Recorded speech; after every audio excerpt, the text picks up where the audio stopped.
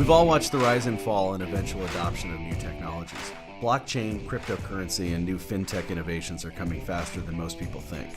What do those changes mean for you and your business? In this episode of the GrowWire podcast, I chatted with Sandhilly's CEO, Andy Brown, on those topics. Andy is a Wall Street veteran. He's the former CTO at Bank of America Merrill Lynch, Credit Suisse, UBS. He has lived through many technology changes, including the financial crisis, and saw how that impacted business. Today, he's working on building new companies in the fintech and Fiserv space that promise to bring a whole lot of change to the status quo. In our interview, he dives into everything from changes in consumer behavior, some of these new fintech innovations, and the reason startups are often able to outpace incumbents. You're listening to the GrowWire podcast, a place where you'll learn the ins and outs of growing a business, running a business, or even taking your big idea, career, or personal development to the next level. It's all possible. Our host, Jason Maynard, the SVP of Marketing at Oracle NetSuite and the Editor-in-Chief of GrowWire.com, will take you on an exploration of growth through candid conversations with some of the most brilliant minds in entrepreneurship, entertainment, business development, and more. Whatever your goal, we know you'll walk away with the right tools to help fuel your own journey of growth. Before we get into our interview with Andy, I want to quickly thank our sponsors over at Blue Microphones for bringing you this episode of the GrowWire podcast. Everyone has a story to tell, and if you're a storyteller, you probably know Blue Mics for their iconic Yeti microphone. That's what I'm using right now. That's helped millions of people find and amplify their voices. If you're thinking about creating your own podcast, check out Blue's new YetiCaster, the complete mic and boom arm system ready to connect to your laptop. It brings the ultimate broadcast studio setup to your home or office. Visit bluedesigns.com and use the code PODCAST at checkout for a special price. I also want to make sure you head over to our website, growwire.com, where you'll find articles about growing your big ideas in your business. And maybe you'll even find something to help you grow your own career.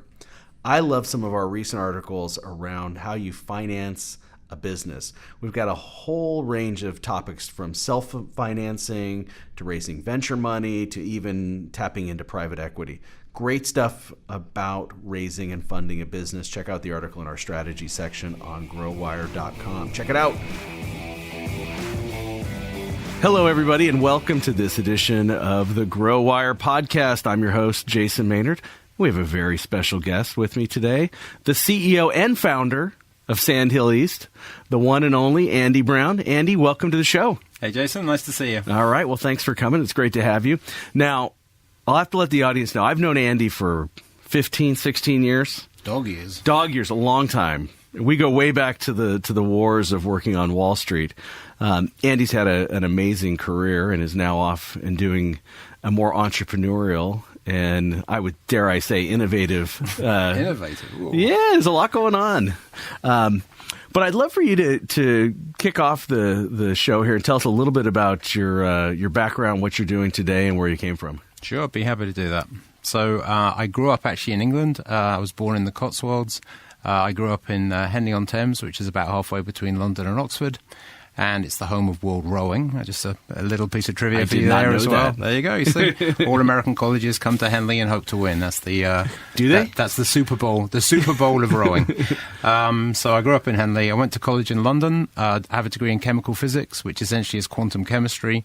And then from there, I went into a series of jobs in the pharma industry, the oil industry, and the telecom industry for the first 10 years or so of my career, where pretty much all I did was write code. So I did quantitative coding in math, mainly chemistry, physics, and a lot of telecom as well. So that was the first 10 years. From there, I joined Bank Paribas in London in 1994 and worked on some pretty big projects for Paribas. One was actually converting the entire worldwide trading desktops to Windows NT from VAX VMS. It was a big project at the time. Windows NT was not even shipped as a production product when I went to work there. And 1 year and 1 month later, every trading floor in the world was running on Windows NT. Yeah. So it was a big change project. And I've really, since then, in my career at Merrill Lynch, at Credit Suisse, at UBS, and at Bank of America, I've majored in driving innovation into large companies at scale. That's one of my favorite things to do. Yeah, well, and we got to know each other back in the old days of Merrill Lynch. Sure, and great company. Yeah, and you had quite a run on Wall Street.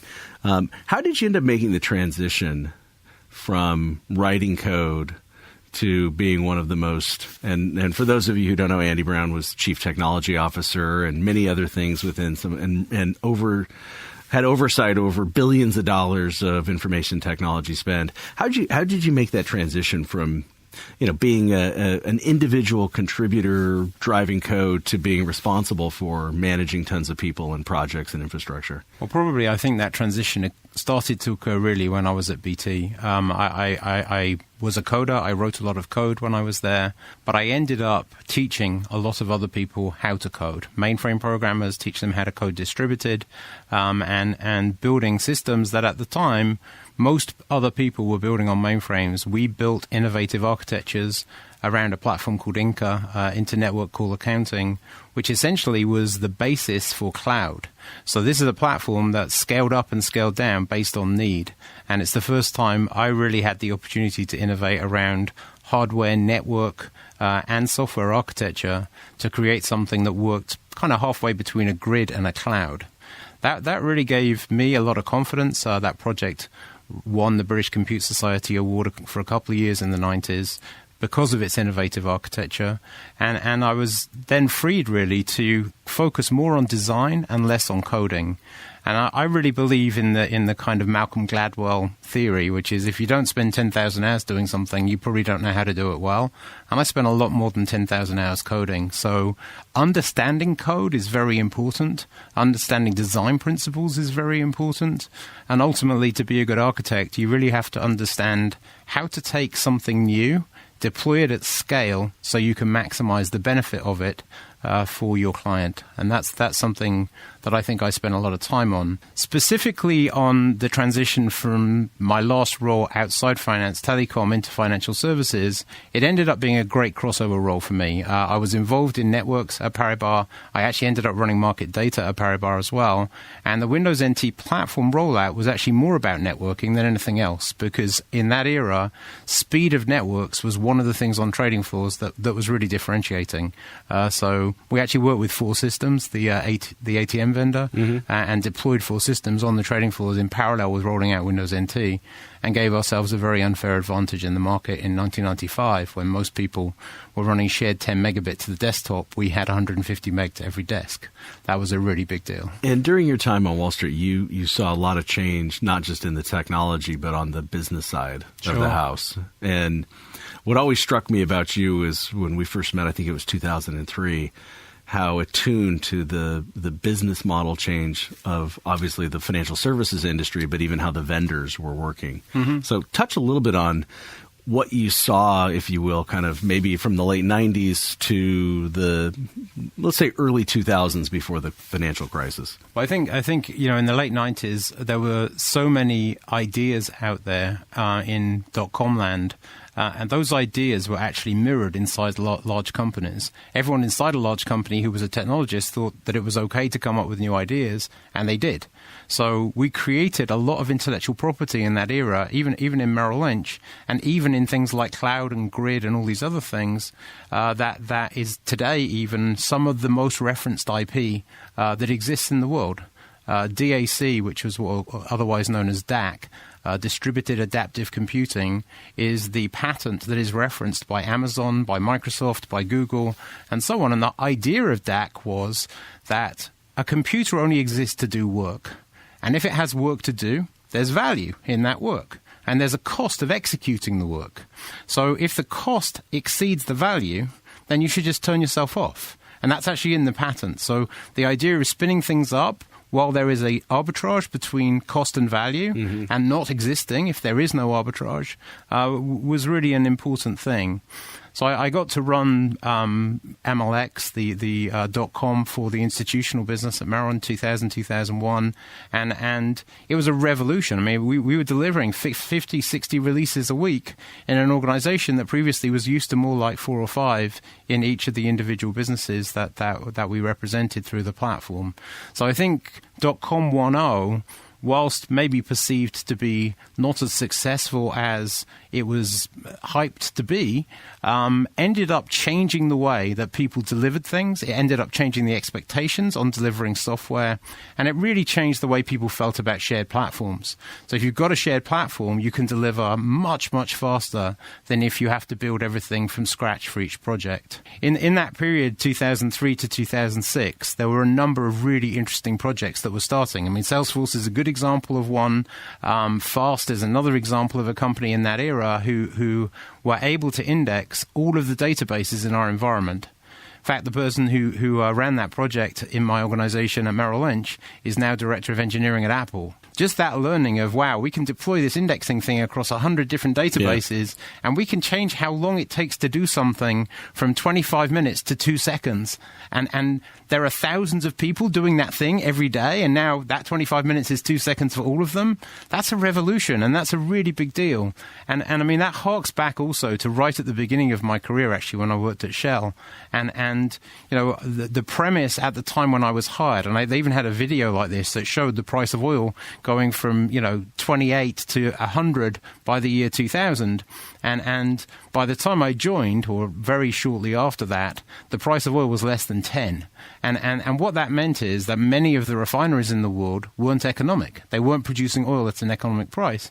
So the refinery manager where I work came to 6 of us and said, look, you guys need to help us automate this refinery. Mm-hmm. And if you do that, then we'll still be in business in a year's time. And if you don't, then we won't. And we went from 2,200 people to about 600 people over about a year and a half. The unionized workers went out on strike. There was a 3-line picket outside the refinery that you had to get through every day, to get to work. And in the end, we did the automation. We eliminated the jobs that were not needed by that generation of technology and transformed the business from a loss-making business to a profit-making business. And when you've seen that and you've lived it and you've visualized that happening on a day-to-day basis, you don't actually even realize what your contribution is at the time. You're just doing what you're paid to do. Yeah. But the outcome is revolutionary.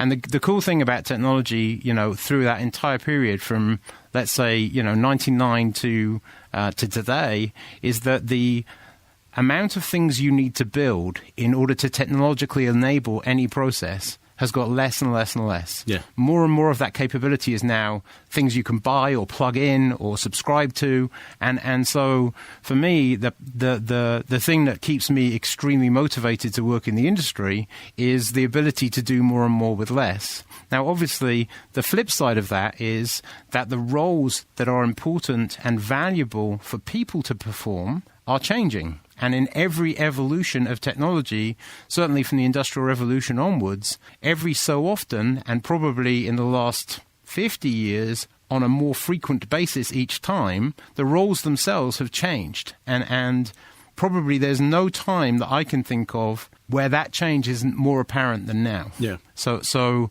you think about some of the technologies we're going to talk about a bit later on, and these technologies are changing the role of people in companies delivering value to customers. Which American company started with a guy in a garage, was featured on Shark Tank, and now has over 1 million customers? Hint, they're reducing crime in neighborhoods everywhere. Here's Ring Video Doorbell founder Jamie Siminoff with his secret to success. It's true. In just a few years, we've had huge growth. We've hired hundreds of people, expanded our warehouse, and we're shipping millions of units a year, all while making sure our customers are happy. I've had lots of things to worry about, but I never worry about our finance and accounting, because we use NetSuite from Oracle. From the beginning, NetSuite let me see what's going on with my business in real time. From revenues to expenses, customers and orders, even HR. I run my business from a dashboard right on my phone. NetSuite has been my business management system from 10 to a team of over 1,000. And NetSuite will be my choice as we continue to innovate and grow. Go to netsuite.com/ring to see how Jamie scaled his business. You'll also get our free guide titled Overcoming Your 5 Obstacles to Growth. That's netsuite.com/ring for your free guide and the story of a great American company. netsuite.com/ring. I don't want to pass over the financial crisis, because that obviously, in a lot of ways, you could argue has set in motion many things that are happening today around that area. So what was it like being inside of the financial services industry in 07, 08, 09? I think probably the first word to use is scary. I think when you're inside anything large where the foundations are starting to move, it's frightening. Yeah.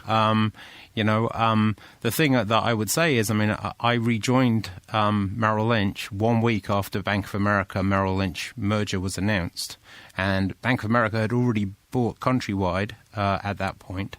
So, the amount of consternation in the employees and in the executives around what's coming next, I honestly think from a day-to-day basis perspective, we dealt with things in order of priority on the day, and then we got to the next day, and then we got to the next day. And by about February of 2009, things were a little bit more stable. But I worked really, really hard in that period from September 08 to February 09, and so did every single person that I worked with at Bank of America Merrill Lynch. So I think getting through the crisis was one thing, but the long-term repercussions of the crisis are still with us today. So when you think about the word bank and what that engenders in your mind, trust was one of the words that bank used to engender in people. And one of the projects that I ran actually in 2009 was to start to look at customer engagement and customer satisfaction with the brand, and how do we drive that. And what we decided to do was to start off by doing social listening and understand what people were saying about us. And after about 6 months of social listening, we deployed a platform that enabled us to listen to lots and lots of things happening at the same time, pick out the ones that were the most salient, and start to respond to those things, not to defend ourselves, but to actually help solve the problem that the customer was having with us, and often was fairly angry about actually as well. And now that technique, I think, has changed some of the perception of consumer banks, not all of it, on a very, very positive basis. But just like many other times in history, when you have such a degree of separation of how people feel from something that they should trust, what happens is an alternate trust model emerges.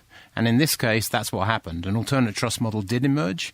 I don't think necessarily that was the intent at the time when the original papers were published on Bitcoin and blockchain, but I certainly think that the financial crisis was a motivator in putting that together in the first place. So I do believe at this point we have two financial services ecosystems, one of which is in crypto world and one of which is in the traditional world. And the traditional world has gone a long way to recovering the lost brand equity from that period. But on the other hand, the other world has grown and didn't exist before. Yeah. And peaceful coexistence is not yet the strategy. I mean, it is definitely competitive, and there is a set of people that believe in one and don't believe in the other. There's a set of people that believe in both, and there's a set of people that believe in the former. So I think that's the kind of world we're in right now. Let's talk about yourself. You obviously left the traditional financial services world and have started off and created your own venture capital / consulting firm. Mm-hmm. Talk about your motivation to leave the old world and be more active, if you will, in the new world. I had always thought that 50 was old in financial services. And by that, what I mean is that if you want to do something else and you want to retire at 60 or 65, you need to give yourself enough runway to do that. I learned that from my father, actually. And I think it's very important to not just do something because you're good at it and because you've done it for a long time, but to throw yourself in the path of risk as well and see what you're able to do. I had long concluded that technology coming from the traditional software companies was not really going to disrupt verticals. And I saw that there was an opportunity in fintech and insurtech in particular was something that was going to happen alongside actually this, crypto ecosystem that I talked about before. And many of the people founding these companies were not 25-year-olds. Many of these people were 45 or 55-year-olds who saw the inefficiencies in the old system throughout their whole career. And did something about it. And were prepared to take the risk. Yeah. To go build on the right-hand side of the chasm. Yeah. And so I kind of had helped found Fintech Innovation Lab a few years before that. When I was asked to be CTO in residence there, I jumped at the opportunity. And not long after that, I thought, well, when companies are in the incubator, they're getting all this help from the banks.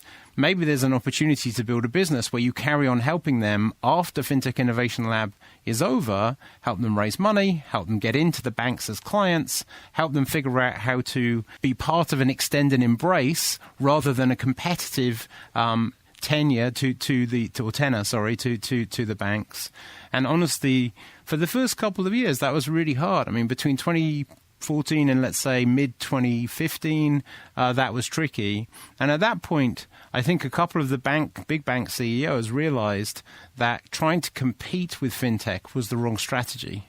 Trying to adopt, embrace, and extend is the right strategy. And it's not always the right strategy. Sometimes it really is competitive head-to-head. But I think if you look at a company like OnDeck as an example, there are many companies out there who have been successful enough on the right-hand side of the equation to go public even, and have built a value proposition significantly different than the banks, but in a very, very small niche. Yeah. So they tend to be very, very customer segment focused and functionality focused. They tend to use things like minimum viable product for that customer segment as a way of getting started, but then they go deep and narrow. Mm-hmm. They don't go broad and not deep. They're not replicating the supermarket of financial services. They're not. Yeah. And I think if you think about the App Store model and the marketplace model is really what's happening in financial services. So, there might be 5 different ways to do total wealth management now. There's probably like 15 or 20, honestly. But, and you pick the one that you like, and that's a consumer preference. Yeah. It's not a bank choice. Let's dive into this a little bit more, because you're straddling the old world and the new world, because you're not just working with startups, you're also working with established companies. Yep. So from your vantage point, will the JP Morgans, Bank of America's, Wells Fargo's, will they, if the world goes to an app store model, will they see their homepage and all the various products and services that they offer in their supermarket, if you will they get picked off by these upstarts? Or can they find a coexistence strategy to, if you will, move their business in that direction where the consumer choice is heading? So I think this goes back to the point on value. So consumers go where it's easier and there's value. Now, if you think about total net worth and, some of the platforms that the big banks have adopted, which use Yodlee, let's say, or some platform like that to do aggregation, but don't actually offer you anything. Mm-hmm. You're just doing that on behalf of your financial advisor or whatever, so they can give you a total net worth advisory position. That's completely flipped on its head at this point. The customer is driving that discussion. Now, how the banks choose to participate in the ecosystem is up to them. They can white label platforms like that. They can integrate strongly with them. So, for example, maybe, Bank A wants to do cash movement on personal capital. Maybe Bank B wants to do underlying trades from personal capital. Maybe Bank 3 wants to do insurance optimization on Mint. So I think the way customers perceive value has changed, and things that are truly commodity are really not valuable. Yeah. And so one of the information arbitrage platforms that has existed in the banks for a long time, I mean, since I was born at least, I think has changed. I think that the decision making there has moved from bank offering customer an account to customer deciding, this is how I want to manage my money. And I think that change is irreversible. I think the move away from product siloed P&L inside big companies dictating to their clients or customers what they can have, that this new model of lean, agile startups building things that customers want, getting very close to customers, by the way. They take feedback on almost all of these products. Yeah. You can say, I wish you had this, and a couple of weeks later they have it. Yeah. And so the velocity is really important. I think it's Rupert Murdoch said, it will no longer be the big beating the small, but the fast beating the slow. Yeah. And we certainly see that happening in fintech. Yeah. What's your outlook then on the ability of the large financial services firms to adapt and compete in this world? I think you can't really adapt and compete unless you embrace. So embrace means that you look at what the startups are doing that's succeeding, which is empowering people to go figure out what customers want and deliver what customers want. Yeah. You have to do that.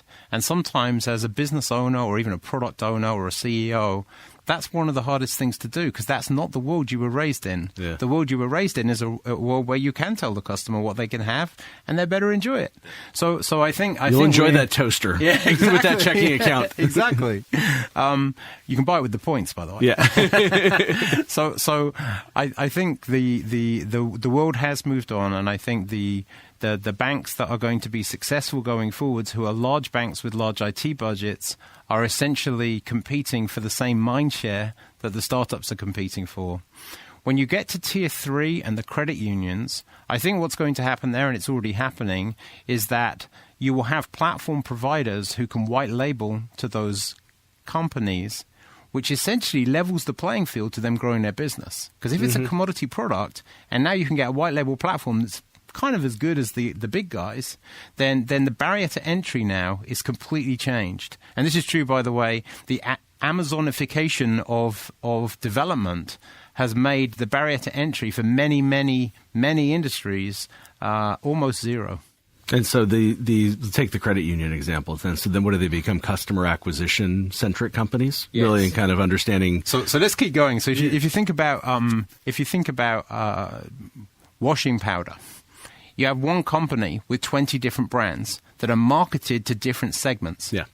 I can see that happening in financial services. It's, if you like, the digital version of the supermarket. And Goldman actually has been really clever in this space. So if you look at Motif and Marcus and the way they've positioned their products, I don't know if many people even know they're really in the custom ETF or consumer banking business, because those brands have their own following, basically, and they're very good, by the way, as well. Yeah. So I do see this. I think people are going to powered by Goldman is fine. Doesn't have to be Goldman anymore. Yeah. And I think we're going to see that much, much more prevalent in the next 5 years. You've seen it in the insurance industry as well. Absolutely. Talk about you've obviously got some experience in the insurance space as well. So yeah, I think in insurance, I mean, we're not at the marketplace stage of evolution right now.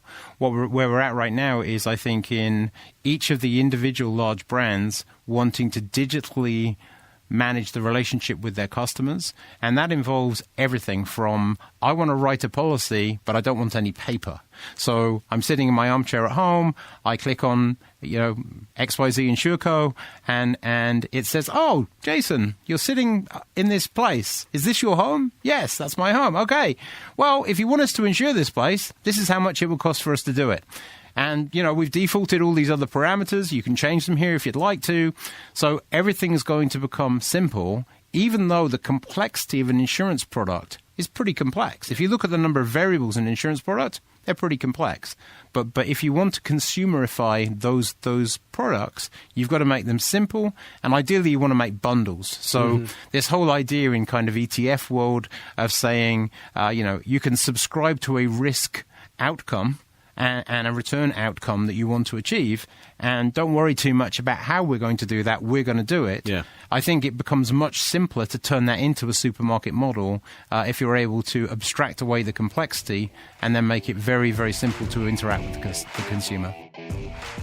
If you've ever met a famous athlete at a corporate event or gotten an official autograph, chances are Steiner Sports made it happen. Here's Brandon Steiner. We believe that there's magic in the moments that sports creates. We get customers closer to the game and help companies use the power of sports to grow their business. We've been in business 30 years, and we've had multiple systems to keep track of all the athletes and all of our customers. Multiple systems means multiple headaches. So we made the move to NetSuite by Oracle. NetSuite lets us replace all of our finance, inventory, and CRM functions with one convenient system.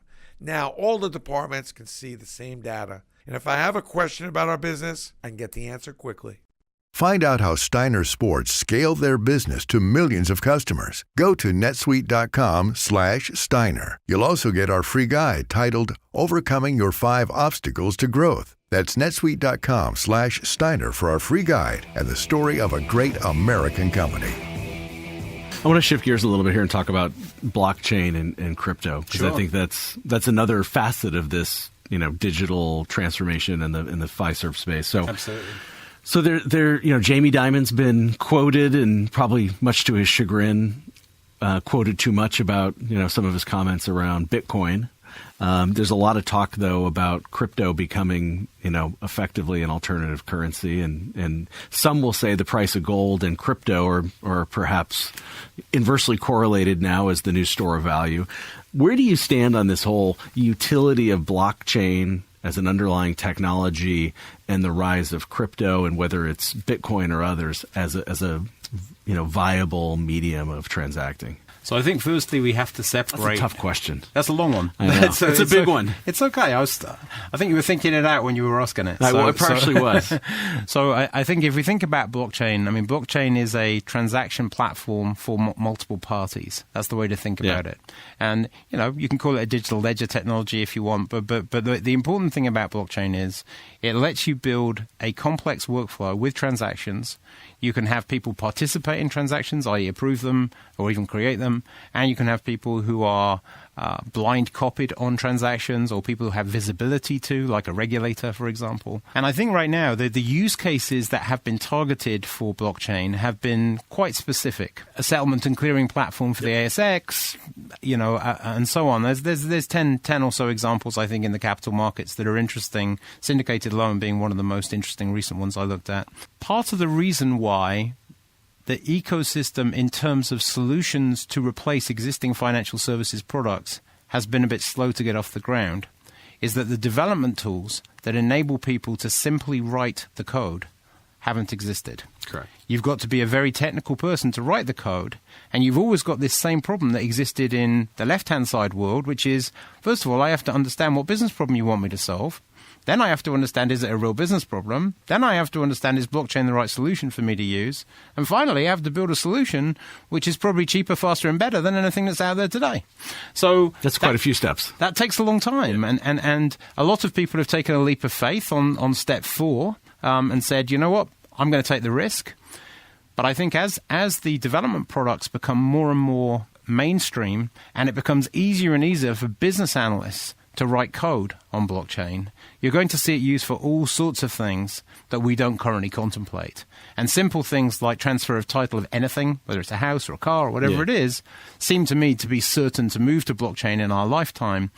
The Estonian government example is probably one of the most interesting examples, where they've really built the entire citizen identity and all the services around that. And for people who lost their credentials on Equifax, they probably think that would be a good thing, So I think, forgetting about which blockchain platform, we're getting into the detail of any of the vendors for right now, blockchain solutions and blockchain platforms will emerge with sufficient performance and functionality to address most of the multi-party use cases that exist on the planet. And as that happens, then it will become much easier for people who don't write code to build solutions. Mm-hmm. And I think that's kind of, we're almost, 2018 is the tipping point for those capabilities coming out that allow business analysts to write code. And 2019 is where we're going to start to see app store kind of workflow products emerge. Well, one of the other areas that I think is going to become a big opportunity is in this whole global supply chain, right? I mean, you've got a world today that's obviously trading together more often or more frequently than they ever have before. Mm-hmm. But how do you remove those barriers and even make it easier when you are dealing with somebody in a different language or different country or a different tax regime? And so there's some amazing, I'd say, supply chain network capabilities. Well, one of the cool things, I think you might have another question there, but I'll come back to that. Just to interject, though, the platforms that are building out are actually building out shared services. So something simple like FX in the example you just talked about, or maybe it's even FX into crypto. So, Bitcoin into USD, for example. Yeah. These things are going to be available as a service. Yeah. So they will just be things you drag onto your pallet and say, oh, I want to use the FX crypto converter widget, and in it will go. And I think the opportunity to share code in that environment, and I don't really mean code, let's call it process snippets. Yeah. That's probably the best thing to call it. Already exists on some of the platforms and will become more and more sophisticated on others. There is an underlying belief, I think, that the blockchains need to talk to each other as well, and that the babble problem that you just talked about with language, like human language, also exists in blockchain protocol language as well. So I think translators will emerge. They always have in the past. If you think about email protocols with PMDF and SMTP and MS Mail and CC Mail and all these others, there's always been rewritten 100 times already. Yeah. So I think it's inevitable that the integration across different kinds of chain and the same kind of chain but with a different version of the protocol is pretty much a certainty. So I think that's a problem that the industry will solve for itself. But then the more interesting question becomes, well, what do those end-to-end supply chains look like, and how do they interact with supply chains that already exist? Let's say like Amazon. Now, one thing that's quite interesting to me is that as Amazon has emerged as an invader or marauder in the retail space, other retail brands that could never have existed without Amazon's supply chain have emerged to take advantage of not just their supply chain, but other supply chains as well. And there are many brands, actually in Los Angeles in particular, that do direct ship of pretty much everything. They have no stores, or if they do have a store, the store is to try things on and see if they fit right. And if they do, you click a button, it's at your house. Yeah. So I think we're going to see, to some extent, blockchain become the backbone for those transactions as well. And I think whether Amazon does that or whoever, I think is an interesting discussion. The fact Amazon just moved into that business is certainly something I'll be watching. But yeah, I mean, I think that's a given. So if you fast forward this, it seems to me that a small $20 million manufacturer or distributor in Los Angeles or in Singapore, right, they're going to have access to some real sophistication today that they may or may not have access to in terms of market opportunity to sell their goods and services and just the back-end infrastructure to facilitate how they run their operations. Well, if you think about the Dell build-to-order model, which is the first really good automated supply chain, I think the idea now is that anyone can do that. Yeah. So you don't need to carry inventory. And in fact, that allows you to personalize at a level you could never personalize to if you were trying to sell canned product. Yeah. So I think there's a to go back to my earlier point actually about barrier to entry, the barrier to entry now is creativity. Yeah. If you're more creative and you've got better solution, then people are going to come to you. And part of the creativity in manufacturing is going to be whether your manufacturing process is designed in a way to enable you to be creative. Correct. And if you look at the sneaker industry, for example, it's kind of already happened, but I think it's been kind of pseudo-forced. I don't think it's happened naturally, and I still think there's quite a lot of manual effort that goes on between Jason ordering the green and red sneakers and the green and red sneakers that are custom to Jason actually being delivered. Yeah. That will become automated. Well, you can look at the semiconductor space, right? Oh, totally. Right. You can look at contract manufacturing, right? It's designed in high-cost region in California, right, with 8 really smart creatives. Yep. And they package and they bundle, but the manufacturing and distribution and warehousing and fulfillment all done today by somebody else. My kids actually asked me, all of them when they were becoming adults, can you advise us on what's still going to be here in 20 years' time? And with machine learning and AI in particular for my third oldest child, when he's going through college, he's watching this stuff happening and he's like, wow, many of these jobs that are rote-based aren't going to exist in 10 years' time. And my advice is simple. It's that creative and intellectual property are the things that computers will find very hard to emulate. Correct. And there are many, many industries where a personal touch is important as well. In my opinion, that will be combined with AI because AI can learn a personal touch too. Yes. But we're not quite sophisticated enough yet with the Siris and the Alexas of the world to be able to do that. But it's coming for sure. Yeah. I want to dive a little bit more into the crypto piece and get your take on that. How do you see the various cryptocurrencies either becoming a real means of store of value? There's just a wide landscape today of those various options or places where you can go. What do you see happening here in the next couple of years? I think the first thing that's going to happen has already started happening, which is that the regulators have become much more interested in crypto offerings, and the notion of issuers and buyers of an issuance. They've certainly taken a position on. It's not actually clear what their position will be in 2 years' time. However, I think investor protections is the number one driver of the current set of investigations and subpoenas. Be careful of your neighborhood ICO. Is that the first thing, right? I think that caveat emptor is probably the correct term to use. And alongside that caveat emptor is a set of people who are very good at pitching things that may or may not work. Yeah. And they're not just pitching products that may or may not work. They're pitching business models or PowerPoint-level versions of product, kind of like Kickstarter, but with very, very large amounts of money, and so notional value, I should say. So I think there will be, like in any other hype cycle, there will be 600 versions of X at the top of the hype cycle, and by the time we get to the trough of disillusionment, there'll be between 5 and 10. Yeah. Where do you think we are on that curve? I think at the moment we've just tipped over the top of the peak. The peak of inflated expectations we've tipped over, and we're now into this cycle where companies that could raise money very easily 3 years ago, 2 years ago, particularly last year, are going to find it much harder to raise money. But great ideas around ICO. I saw one actually last week from somebody who's a third-time founder, and it's just a great idea. It's really simple. Everyone would want to do it, and so it's not going to dry up. What's going to happen is the quality of the idea and the quality of the implementation is going to matter a lot more than it has. People are going to ask for conversion prices into regular currency or into regular equity, and so I think, and that's already started to happen as well with the SEC's recommendations. So I think it'll become much more mainstream. But remember, it's mainstream on the other side of the chasm that we talked about earlier. Yeah. So there's more liquidity, there are more people participating, but there's still a good percentage of the world who either can't hear or don't want to listen.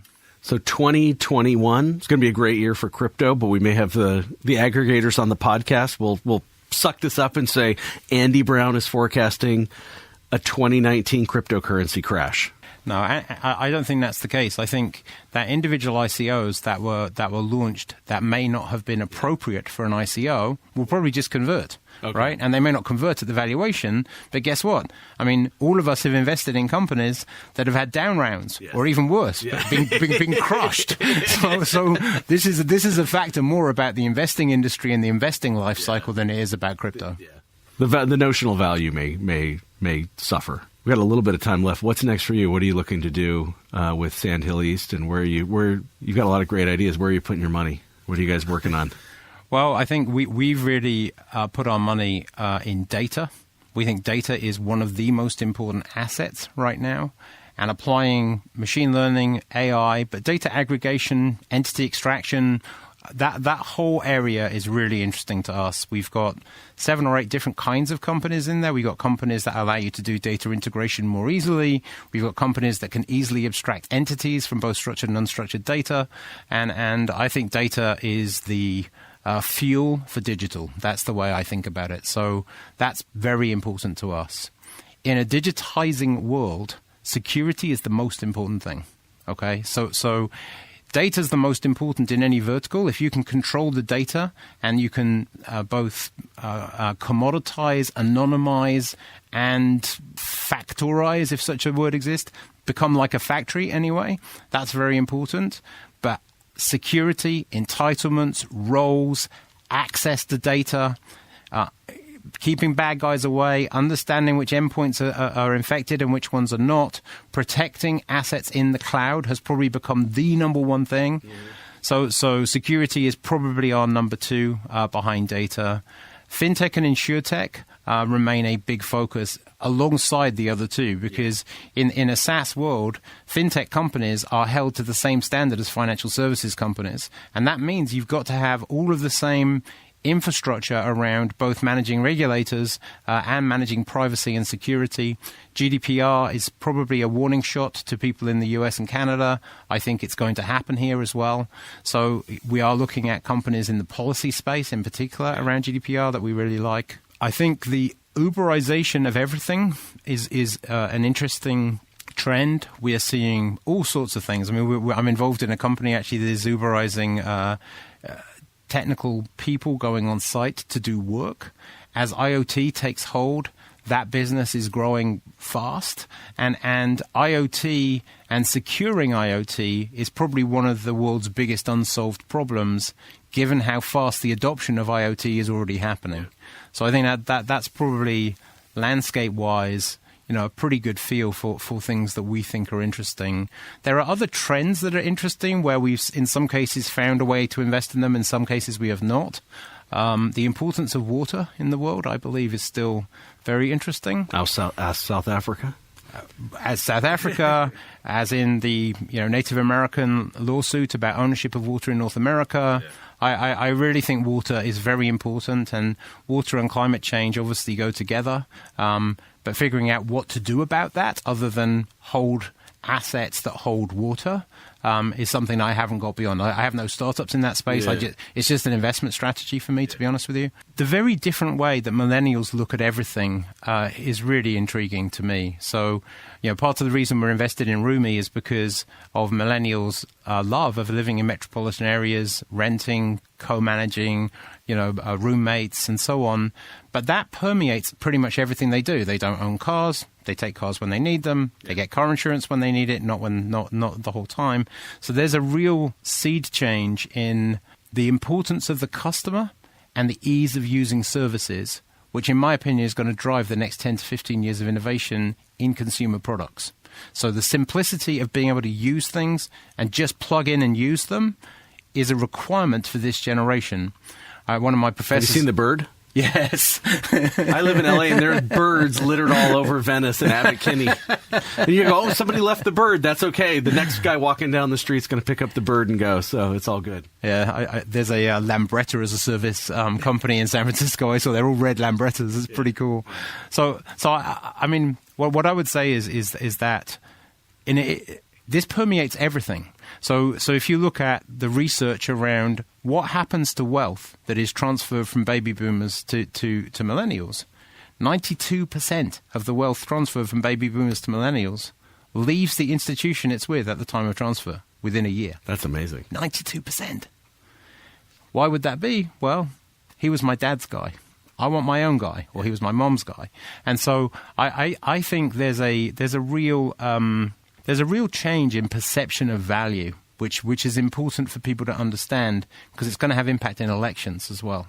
So I think it's the most radical change I've seen in my life. That's in perception of people. You see it already with the smartphone, right? It's not about the thing you have; it's the photo from the place you were at to create the experience. Exactly. Right, and so sharing that experience with others, and that's the value, that's the currency, is something very different than in prior generations. It is, and I think the values of humans have changed as a result, and so have the brain patterns, by the way, as well. So if you watch the brain patterns of people who are all here, they're all here, right? If you watch the brain patterns of people who are readers, they're all here. And so there's a real difference in the front versus the back. The front versus the back, absolutely. Perceive, cognition. Yeah. And so there's a fundamental difference in being able to find the answer to any question in 1 second than figuring out what the answer is. That's not figuring it out. That's just using Google. Yeah. We got to tell that to our kids. All right. On that note, we have ran out of time, but I think we've got the next podcast episode with you, which is what's going to be around in 20 years. What's going to be around in 20 years? What's going to be around in 20 years? That's the sequel. That's the sequel. You got to tune in next time. With that, Andy, thank you so much for joining us. It's awesome to have you. It's great to hear your words of wisdom, and thanks for joining. Thanks ever so much, Chase. All right. Thanks, Take sir. care. Bye-bye. Bye. Great stuff on this podcast from Andy Brown. He talks a lot about how consumer behavior changes, how some of the banks and big financial services companies are missing it, and how some are actually trying to figure it out, as well as a bunch of the new technologies that these fintech startups are employing. Good stuff there. Definitely worth keeping your eye on if you're running a business these days. Thank you so much for Andy for coming on, and also want to make sure we thank our sponsors, Blue Microphone and Steiner Sports, as well as our crew over at Lampstand. Adios! You just listened to the Grow Wire podcast with host Jason Maynard. Make sure to tune in every week for another episode full of tips, tools, and strategies to take your personal and professional growth to the next level. Until next time.